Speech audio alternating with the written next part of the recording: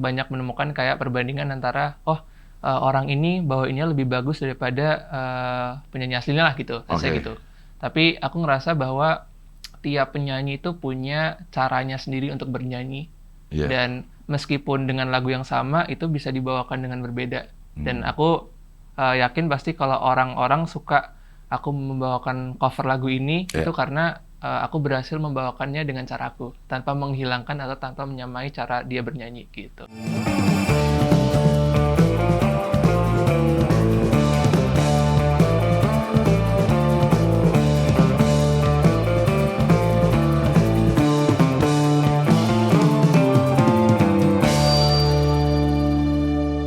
Udah ini? Oke, sekarang kita wawancara sama Muhammad Raja Gyanuka Putra. Hey. Halo. Biasa dipanggilnya Nuka. Nuka, ya. Tapi namanya bagus banget itu. Terima kasih. Muhammad Raja. Ada keturunan Raja? Nggak ada. Nggak ada? Nggak ada. Itu kayaknya waktu itu sempat tanya ke orang tua kan. Jadi Muhammad karena nama Nabi, terus Raja berharap ada sifat kepemimpinannya itu. Terus Gyanuka dari pemain bola. Viali? Gianluca Pagliuca kalau nggak salah, kiper Italia dulu. Kalau Putra ya Putra. Putra, ya. Tapi dipilih untuk jadi panggilan adalah Nuka. Nuka, ya. Padahal kalau di rumah dipanggilnya apa? Nuka juga. Oh, dipanggilnya Nuka juga. Asal dari mana sih? Asli Solo, lahir dan besar di Solo. Oh, ini Raja Solo, ini dia.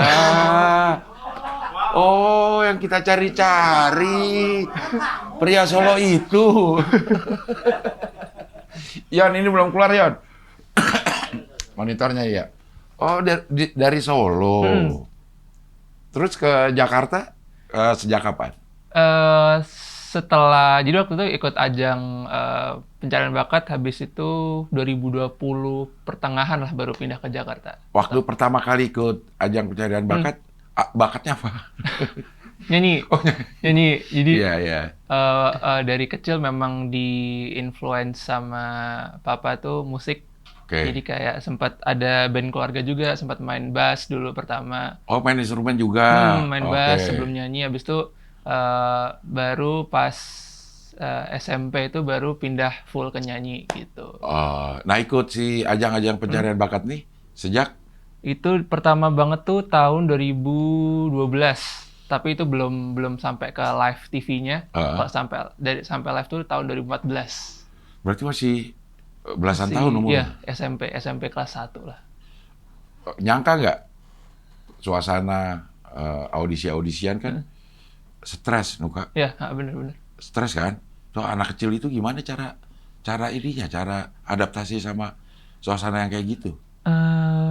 Waktu itu sih pertama kali yang 2014 sebenarnya. Itu karena range-nya kan dari yang muda sampai benar-benar tua kan, nggak ada batas umur gitu. Jadi kayak ngerasain ternyata dunia seni itu seluas itu dan sebesar itu gitu. Jadi waktu itu aku ngerasa bener-bener takut banget. Jadi kayak mau maju kayak serba salah. Terus kayak mau nyanyi yang biasanya lombanya itu kayak antar usia yang sama sepantaran. Iya. Ini ada yang lebih tua, ada yang udah matang banget gitu. Jadi pas itu kayak jago, serem tapi seru gitu.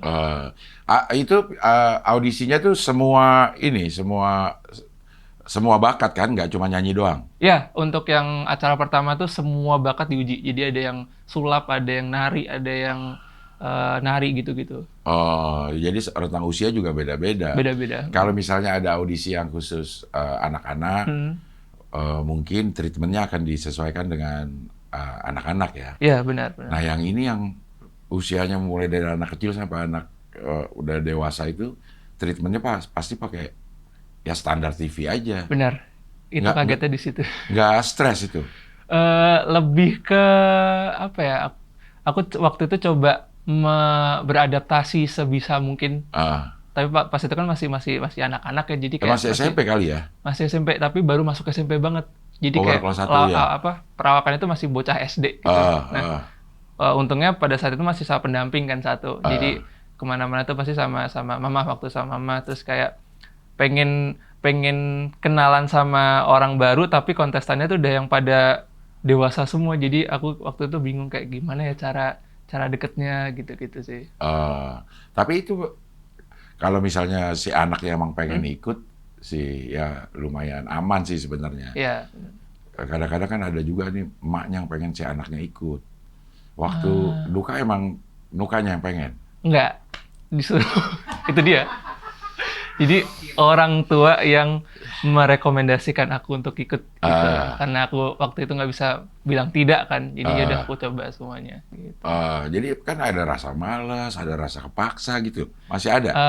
Pada saat itu awalnya kayak ngerasa kayak takut sih, lebih ketakut karena kan ini bukan bukan suatu hal yang mau aku sendiri coba sebenarnya. Tapi karena disuruh disuruh masuk, suruh coba, akhirnya kayak oh ya udah meskipun sambil banyak grogi dan ketakutan gitu aku sambil coba pelan-pelan gitu sih. Tapi nyanyinya senang. Nyanyinya seneng ya. Nah, itu jadi ya paling tidak terobati pada saat nyanyi ya. Benar Cuman ya. persiapannya, latihannya itu bikin stres kayak kalau anak kecil deh. Iya, dan apalagi kalau di audisi gitu kan pasti kita standby dari pagi banget ya, Iya. dari subuh, ketemu subuh lagi. Nah itu jadi kayak ngantuk gitu udah pasti sih. Iya, beda banget sama kalau kita lomba-lomba di panggung sekali nyanyi Ya, kelar gitu benar. ya. Nah, ini agak panjang perjalanannya. Kalau suatu saat nanti ada orang tua punya anak, punya bakat nyanyi, menyarankan nggak ikut gitu-gituan? Nah, berdasarkan pengalamanku pasti aku eh, tergantung anaknya dulu. Aku akan Iya. tanya dulu. Kalau dia emang mau, aku akan menjelaskan dulu point of view-ku pas ikut kayak gimana. Jadi seenggaknya dia udah punya gambaran kasar kalau dia di dalam tuh bakal kayak gimana gitu sih. Nggak tiba-tiba nyodorin anaknya ya. Enggak. Wah, apa udah pengalaman. Oke, tapi setelah itu paling tidak ada yang diambil lah bagaimana industri bekerja ya. Iya, bener banget. Setelah ikut si bakat itu, boleh nggak sih disebut namanya? Masih boleh kan? Boleh, Bah? Pertama berarti ikut Indonesia Mencari Bakat. Indonesia Mencari Bakat, bener. Indonesia Mencari 2014, Bakat. Setelah Indonesia Mencari Bakat, The Voice Kids. oh IMB dulu, IMB baru dulu. The Voice Kids. The Voice Kids 2016 ya. Karena masih kids hitungannya. Hitungannya ya kids remaja lah. Kids remaja. 14, 15 The tahun. Voice Kids itu di SCTV. Di waktu itu masih Global TV namanya. Di global. Nah, ikut yang kedua ini, Heeh. udah siap belum? Mental, ini akan kayak begini nih, atau masih disuruh sama mama? Itu waktu audisi juga direkomendasikan orang tua. Lo sebenarnya pengen ngapain?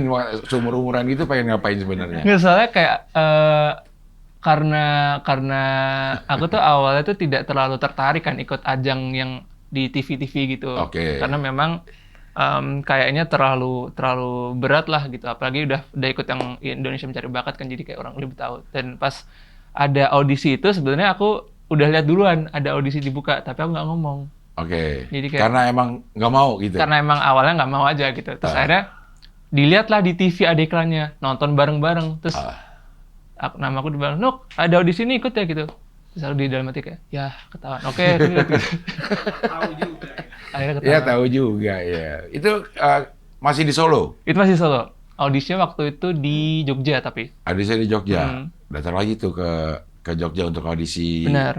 off air-nya dulu. Offernya dulu, benar. Itu udah ini, gini lagi deh, gitu gak? Yang kedua ini jauh lebih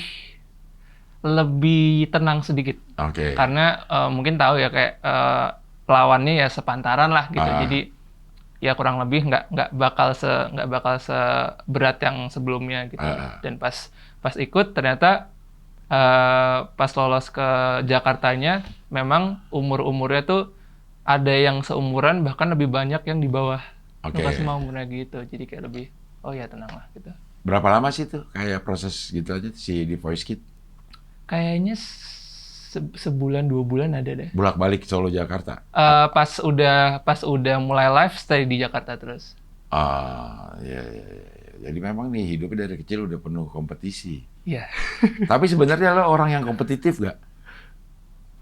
Sebenarnya banget enggak? Kan? Iya, agak jadi ini sih apa namanya agak unik ya. Orangnya nggak kompetitif, tapi ikut kompetisi atau audisi terus karena dipaksa mama. Sebenarnya lebih ke kayak apa ya? Akhirnya Tapi untungnya, positifnya adalah pas aku ikut-ikut kayak gitu, lebih jadi banyak ketemu orang-orang yang ternyata aku butuhkan dalam perjalanan hidup atau karir musik ini gitu. Bisa ngambil positifnya ya. Bisa ngambil positifnya. Abis itu baru di Idol. Baru di Idol terakhir ya. Kalau di Idol emang udah pengen? 50-50. Masih aja. 50-50. Masih nyokap aja yang bicara deh. Enggak, karena kayak aku ngerasa di Idol ini kan aku udah ikut udah kedua kali nih gitu. Terus aku mikir kayaknya menarik sih Idol gitu, tapi masa aku ikut lagi gitu. Tapi ya ternyata ikut lagi. Nyokap juga yang masih antar. Enggak, jadi tuh kayak orang tua akhirnya nanya mau ikut nggak gitu. Terus dari aku baru oke, boleh deh coba gitu. Ya. Tapi emang cita-cita apa waktu kecil? Pemain sepak bola.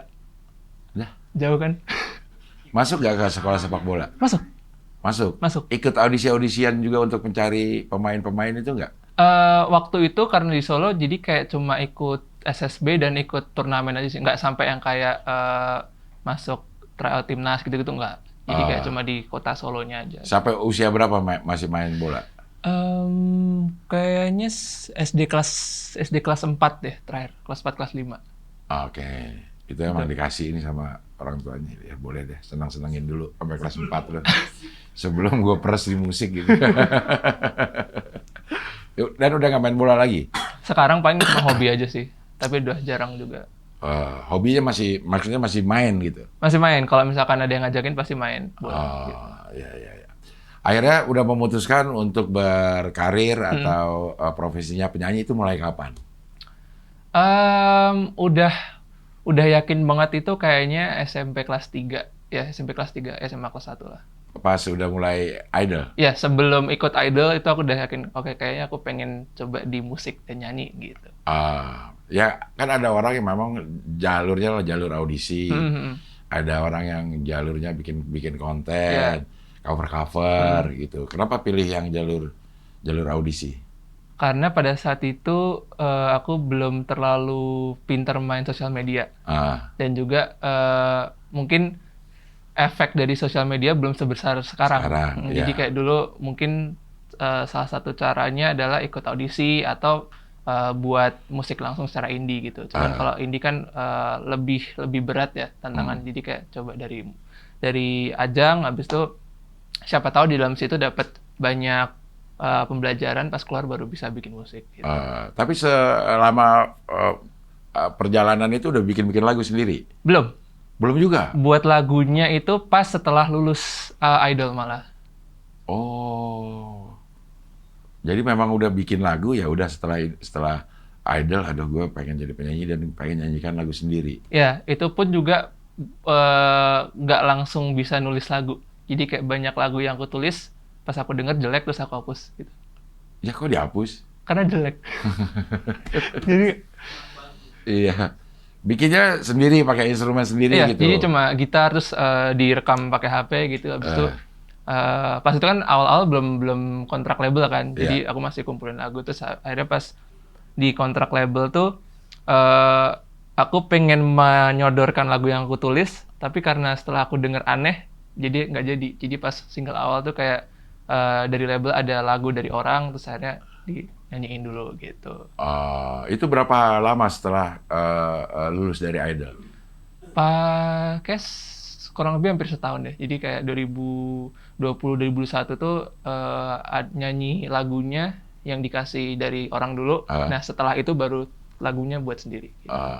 Lulus dari Idol itu ini nggak sih ada kontrak di manage sama manajemen Idolnya sih nggak sih? Ada. Jadi di Idol itu kan dia kan satu grup di MNC ya. Gitu. Jadi kayak ada kontrak sama SMN dulu. Nah itu sebelum lanjut ke Idolnya harus tanda tangan dulu untuk kontrak. Jadi setelah Idol udah pasti di manajemen itu. Gitu. Berapa lama itu? 5 tahun normalnya. 3-5 tahun. Nah sekarang berarti masih? Sekarang masih habis perpanjang. Oh malah perpanjang? Ya. Jadi lagu-lagu ini juga di ini apa namanya rilisan ini juga termasuk kerjaan SMN? Kalau rilis di label sebenarnya. Nah label itu Hits Records, beda lagi. Beda lagi? Ya, jadi, ada hubungannya nggak sama MNC? Masih di bawah atap yang sama. Cuman kalau label tuh memang kerjanya tuh sedikit berbeda sama manajemen gitu. Kalau label tuh memang khusus musik dan art dan di dalamnya. Kalau manajemen tuh lebih paling kayak promosinya, terus kayak off air dan on air gitu-gitu sih. Oh, jadi karena memang yang dikontrak adalah kalau di ASMR itu kegiatannya dan pribadinya gitu. Nah, kalau di label suaranya. Nah, di label ini juga harus pakai grupnya ini atau boleh milih macam-macam aja? Manajemen memang. Bukan. Kalau kita mau rekaman misalnya lulusan Idol nih masih terikat kontrak. Ya. Terus kita punya lagu sendiri, kita juga pengen rekaman, pengen rilis.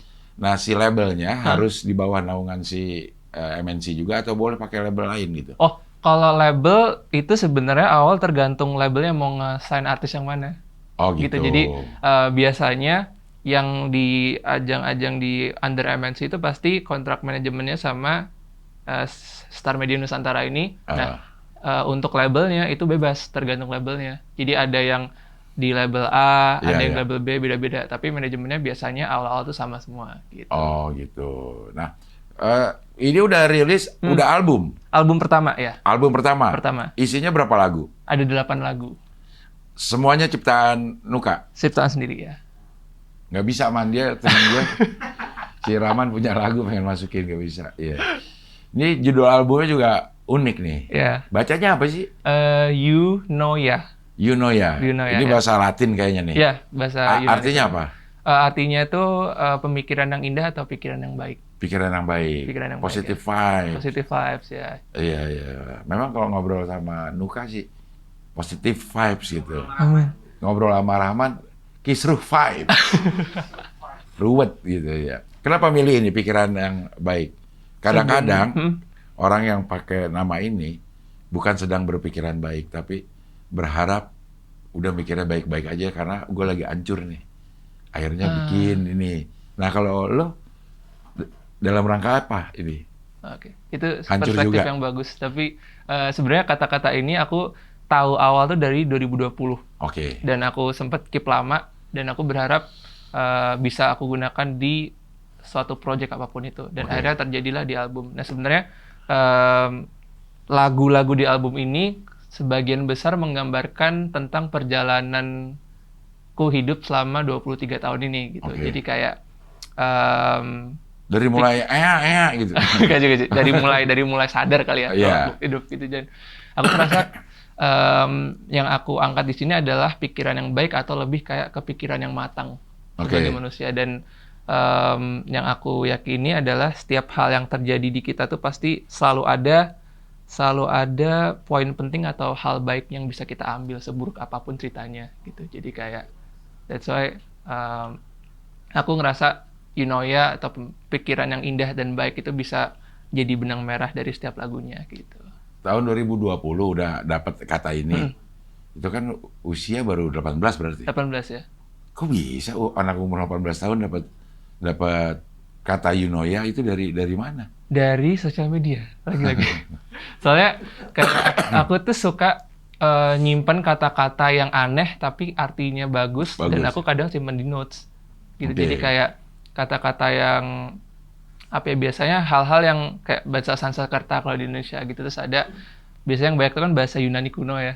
Itu dengan arti-artinya sendiri. Nah kadang kalau misalkan ada satu kata yang artinya tuh selaras dengan kehidupanku atau selaras dengan apapun tuh kadang suka aku simpan. Dan salah satunya You Know Ya ini. You Know Ya ini. You Know Ya ini kalau menurut gue ya kayak akan bermakna kalau memang kita pernah berada dalam posisi terpuruk. Ya. Akhirnya ya You Know Ya ini yang bikin kita semangat. Emang pernah dalam keadaan terpuruk? Oh pernah. Pasti pernah. Bokap nyokap nggak nolongin. Apa terpuruknya apa? Apa dalam hal apa terpuruknya? Pasti dalam hal waktu itu kayak salah satu contohnya pernah kehilangan salah satu keluarga juga gitu. Terus juga pernah ngerasa stuck dalam artian kayak nggak tahu mau ngapain lagi. Terus karir gitu. Karirnya. Sebagai penyanyi pernah ngerasa stuck. Sebagai penulis lagu lebih tepatnya. Sebagai penulis lagu, oke. Karena aku ngerasa yang aku ceritakan tuh tidak ada yang menarik makanya aku bingung mau nulis apa gitu. Oke. Terus juga kadang aku waktu itu sempat ngerasa kayak nggak tahu aku mau dibawa kemana gitu, diriku sendiri. Jadi kayak karena kan pas itu pasti banyak kayak komentar dari orang-orang gini dan aku ngerasa kayak aku sempat selalu mengiyakan sehingga seolah-olah aku disetir oleh orang-orang gitu, dan aku nggak punya pendirian yang cukup untuk bilang kayak oh ya aku mau seperti ini dan ini jalanku gitu. Jadi kan aku ngerasa sedikit lost gitu sih. Tapi sekarang udah ada tuh udah rasa percaya gue pengennya ini gitu. Alhamdulillah udah ada, karena mungkin udah kurang lebih udah banyak tahu ya kayak oh industri itu harus diperlakukan seperti ini supaya bisa tetap waras gitu. Terus juga harus punya karakter yang memang dari diri kita sendiri supaya bisa tetap berpijak pada kakinya sendiri gitu. Tapi kan tidak bisa dihindari ya pada saat idol pasti semua mata tuh tertuju kepada peserta-pesertanya. Apalagi lu sampai empat besar ya? 4 besar ya. Sampai 4 besar artinya udah melewati beberapa kali penampilan. Fans juga ada dengan sendirinya gitu tanpa kita harus ngapa-ngapain.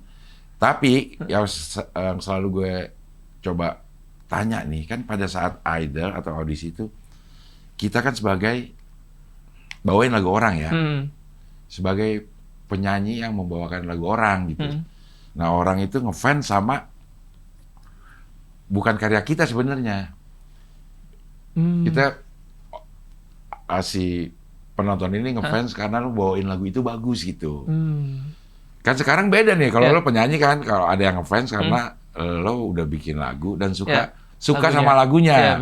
Bukan cuma sekedar suka sama suaranya. Pada saat ada orang banyak suka di audisi itu, lo ngerasa disukain karena apa sih, Nuka?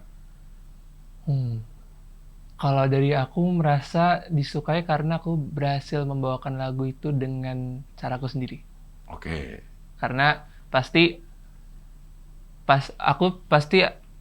kita banyak menemukan kayak perbandingan antara orang ini bawainnya lebih bagus daripada penyanyi aslinya lah gitu, gitu. Tapi aku ngerasa bahwa tiap penyanyi itu punya caranya sendiri untuk bernyanyi, dan meskipun dengan lagu yang sama itu bisa dibawakan dengan berbeda. Dan aku yakin pasti kalau orang-orang suka aku membawakan cover lagu ini itu karena aku berhasil membawakannya dengan caraku tanpa menghilangkan atau tanpa menyamai cara dia bernyanyi gitu. Jadi ada caranya masing-masing. Iya. Tetap ada sesuatu ya yang tetap bisa. Ada sesuatunya. Karena semua orang bisa lah nyanyiin itu, tapi kenapa giliran gue nyanyi kok orang-orang banyak suka? Berarti ada sesuatu di diri gue yang bisa disukai sama penonton. Agak sulit gak sih menjadi penyanyi yang disukai karena bisa membawakan lagu orang, sama jadi penyanyi yang disukai karena lagunya sendiri? Menurutku lebih sulit yang kedua. Disukai karena nyanyi lagu orang lain. Itu lebih sulit? Itu lebih sulit. Oke. Karena pasti tugas kita berat, yaitu aku ngerasa kita harus membawakan lagu nggak boleh jelek supaya tidak tidak mencontreng nama baik lagunya. Dan juga kayak kita harus ngebuat lagu yang kita bawakan ini lebih berarti, karena kan pasti orang tahu lagunya bagus kalau dibawain ini. Udah ada standarnya ya. Udah ada standarnya. Udah standarnya gitu. Orang ya pas lagi dengerin lagu ini udah tahu nih lagunya ini enak. Nah begitu Nuka bawain, apa nilai plusnya gitu? Pasti mereka udah punya ekspektasi tersendiri. Betul. Sedangkan kalau kita buat lagu sendiri dari nol, itu pasti orang lebih mudah untuk mengikuti arah yang mau kita buat seperti apa. Jadi kita pasti bebannya nggak sebesar bawain lagu orang. Gitu. Justru di penyanyi malah jadi beban ya untuk membawakan lagu orang ya. Iya, pasti kan kayak banyak detail yang harus diperhatikan lah. Gitu. Iya. Terus pasti ada perbandingan ya. Udah ada perbandingannya. Nah, pada bikin Eunoia ini berapa lama durasi bikinnya? Rentang waktunya berapa lama sampai akhirnya jadi satu album ini? Waktu itu tercetus pertama kali album itu 2024 akhir, dan sebenarnya sih udah ada 3 lagu yang rilis duluan, terus ada 1 lagu yang direkam di 2024 juga, Jadi mungkin kisaran 6 bulanan lah sampai akhirnya rilis gitu. Rilis album kapan ini? 26 November 2025. 26 November 2025. Ada apa sih namanya hitsnya ya? Berapa kayak yang dibikinin video klipnya, ada berapa yang gitu-gitunya? Untuk semua lagu udah ada lirik videonya. Lirik video udah ada? Udah ada semuanya. Terus untuk music video itu udah ada 4. Udah ada 4? Udah ada 4, ya. Itu ditayangin di YouTube. YouTube-nya? Nuka.official. Ya. YouTube lo sendiri? Yap, benar. Oke, jadi 4 video klipnya udah bisa ditonton di YouTube-nya Nuka? Yap, benar. Ya, single yang terakhir yang diluncurkan, namanya? Sebenarnya terakhir tuh satu album ini. Satu albumnya, ya. 8 lagu. Jadi untuk singlenya yang sekarang lagi mau jalan itu adalah track judulnya Jalan Keluar. Jalan Keluar? Jalan Keluar, ya. Kenapa nyari jalan keluar? Ini kayaknya sebenarnya emang stres sebenarnya ini Nuka ini. Nah, Jalan Keluar di album ini tuh sebenarnya ada lagu tentang mengenal diri sendiri, ada terus juga kayak ada romansa, ada pasti Jalan Keluar ini lagu galau sebenarnya. Terus juga ada lagu tentang pelan-pelan itu aku tulis sebagai anak rantau yang aku ngerasa kayak di Jakarta ini hidupnya selalu dikejar deadline terus, dan orang-orang tuh pasti kayak selalu lari terus gitu, padahal semua rezeki udah ditakar gitu-gitu sih. Oke, kita lihat dulu nih Skoy, lagu-lagunya nih. Walaupun judulnya Eunoia ya, pikiran baik segala macam. Sekarang kita lihat nih judul-judulnya tuh. Kembali kecil tuh, kayak aku nggak betah deh, gede deh, enakan kecil. Enakan pengen kecil lagi gitu, ya. Kecil lagi kemana-mana ya, kayak apa-apa gue ada nyokap gitu, ya. Ini tentang apa kembali kecil? Kembali kecil ini sebenarnya tentang inner child sih, yang masih menggebu-gebu, dan aku ngerasa bahwa aku pernah baca tulisan kayak sedewasanya seorang laki-laki masih ada jiwa bocahnya di dalamnya. Betul. Gitu. Jadi kayak itu yang menjadi landasan aku tulis Kembali Kecil. Gitu. Apa sih kalau menurut lo Nuka, inner child lo yang sekarang masih lo lakuin, atau justru baru sekarang bisa dilakuin? Kayak kan banyak nih kayak orang waktu kecil dia seneng mobil-mobilan misalnya, tapi karena saat itu dia nggak bisa beli, nah pada saat udah bawa bapak, akhirnya dia beli lagi tuh si model-model itu, apa sih namanya tuh, Hot Wheels ya, kayak gitu. Nah kalau lo Nuk ada ininya? Beli mainan tuh salah satunya. Oke, mainannya apa? Biasanya sih aku beli sekarang tuh kayak pajangan, kayak Pop Mart sih sebenarnya, lebih ke Pop Mart sih. Tapi aku ngerasa kayak itu karakter-karakter yang aku beli yang animasinya udah aku tonton. Gitu. Jadi kayak dulu pasti pengen punya itunya, cuman belum bisa gitu. Iya, dulu kayak lebih ke nggak ada tokonya deh. Oke, gitu ya. Jadi dulu tuh pasti kan selalu kalau beli mainan selalu kayak harus izin orang tua buat atau enggak gitu. Sekarang karena lebih bisa pegang kendali sendiri, jadi kayak kalau ada sesuatu yang kayak bagus nih, beli gitu. Oh, iya, ternyata ada juga ya. Sang Ratu, siapa sih ratunya? Ini aku nulis lagu romansa tuh kayak aku masih berimajinasi gitu.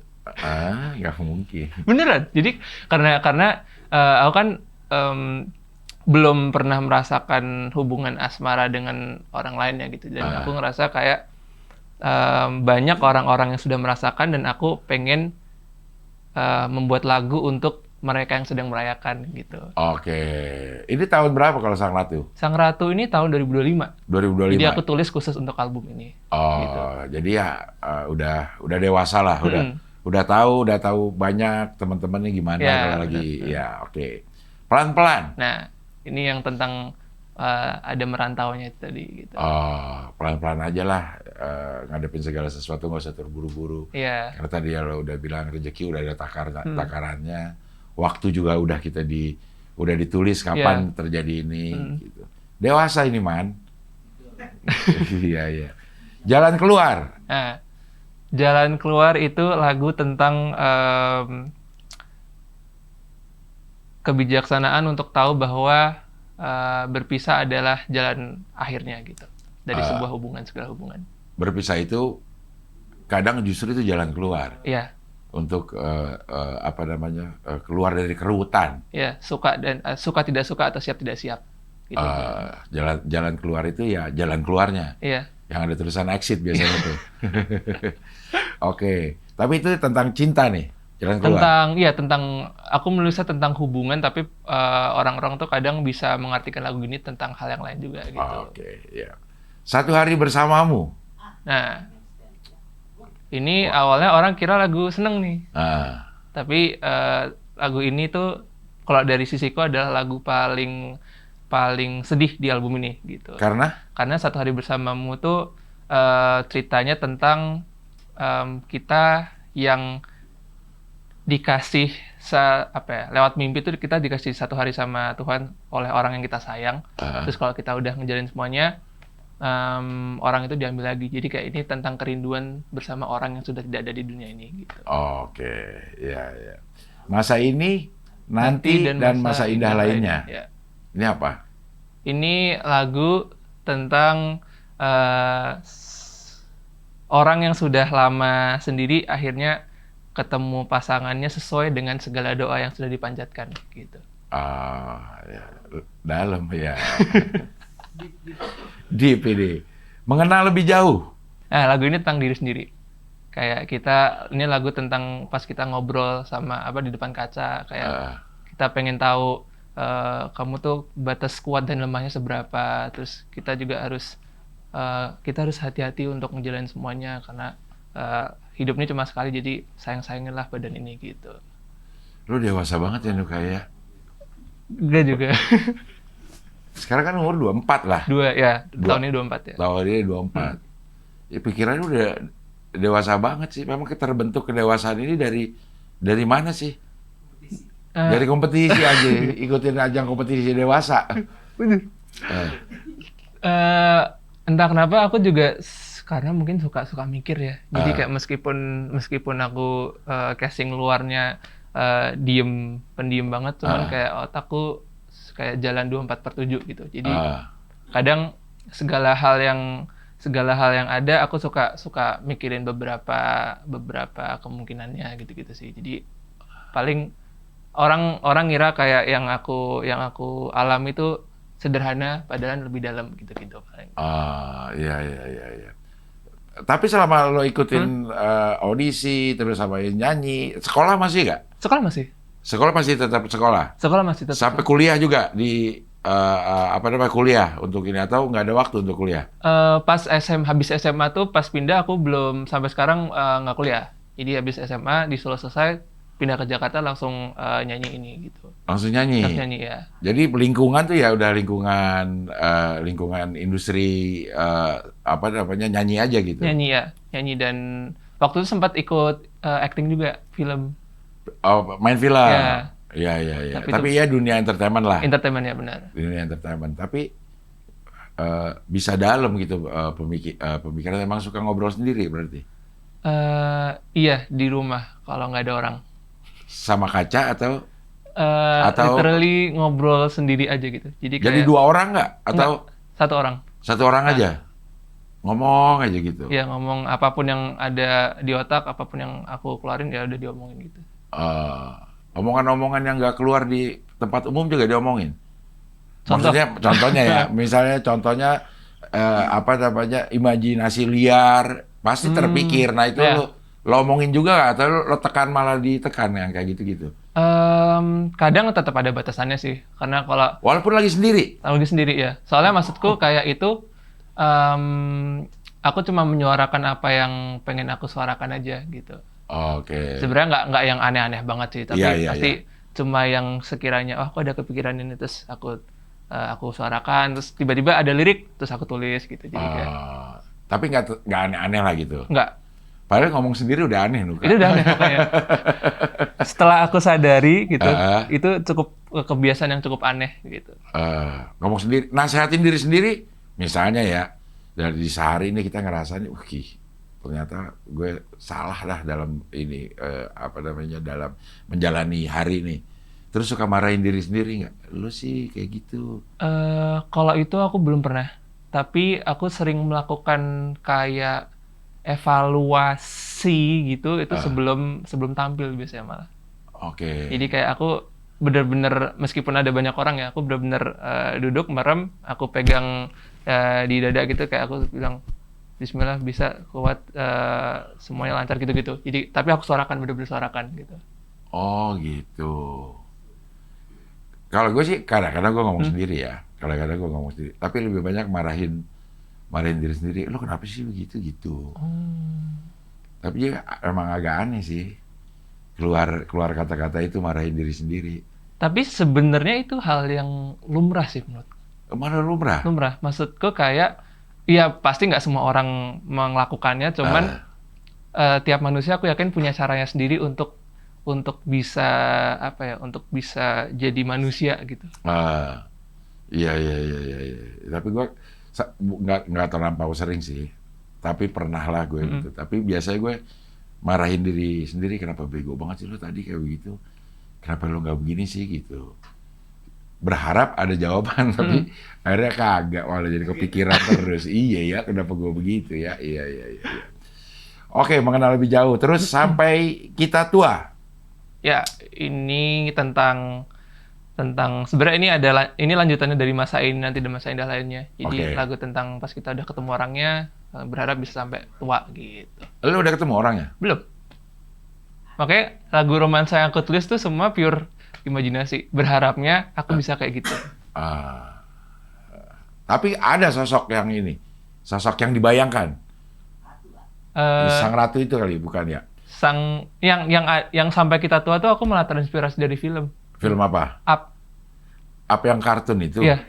Yang bapak-bapak tua, aki-aki tua. Ada kan kisah dia sama yang istrinya tuh. Nah itu, aku ngambil dari cerita itu.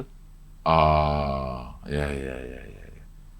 Tapi ada nggak sosok yang jadi inspirasi dalam membuat lagu? Kalau cewek dia, kalau emak dia, kalau bapak dia gitu misalnya gitu. Ada nggak yang khusus pada saat ini? Kecuali yang Satu Hari Bersamamu, nggak ada orangnya. Satu Hari Bersamamu ada? Ada. Siapa dia?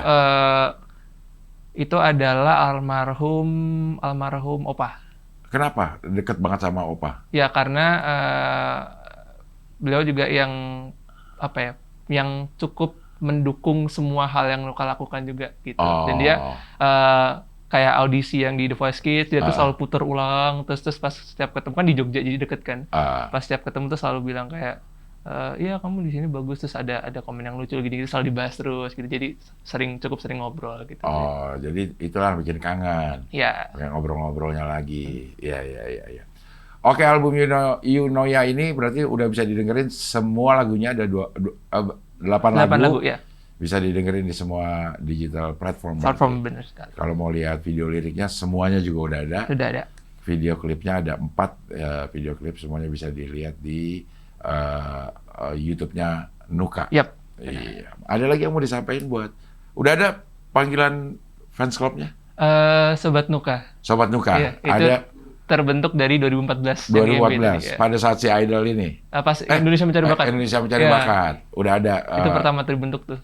Sobat Nuka. Sobat Nuka ya. Ya. Buat Sobat Nuka mungkin ada yang ingin disampaikan. Untuk Sobat Nuka semuanya terima kasih pastinya sudah menemani dan mendukung setiap perjalanan Nuka sampai saat ini. Terus terima kasih juga karena lagu Masa Ini nanti dan Masa Indah lainnya, Cing, itu sekarang udah menyentuh 47 juta streams. Masya Allah ya. Alhamdulillah. Dan waktu itu aku sempat janji kalau 50 juta kita akan adakan acara bersama. Jadi semoga bisa terwujud secepatnya. Jadi supaya kita bisa bertemu. Terima kasih banyak. Mantap. Iya. 24 tahun dan sangat dewasa ini. Sangat dewasa. Amin. Salah satu orang yang gue temuin dewasa artinya beneran. Akhirnya gue percaya dewasa itu bukan masalah umur. Dewasa itu masalah usia. Sama aja. Iya, Nuka, terima kasih ya. Terima kasih banyak. Sehat-sehat terus, mudah-mudahan tambah berhasil, tambah banyak manfaatnya buat semuanya. Amin, terima kasih banyak. Oke lah, kalau gitu sampai ketemu lagi di wawancara dengan tamu berikutnya.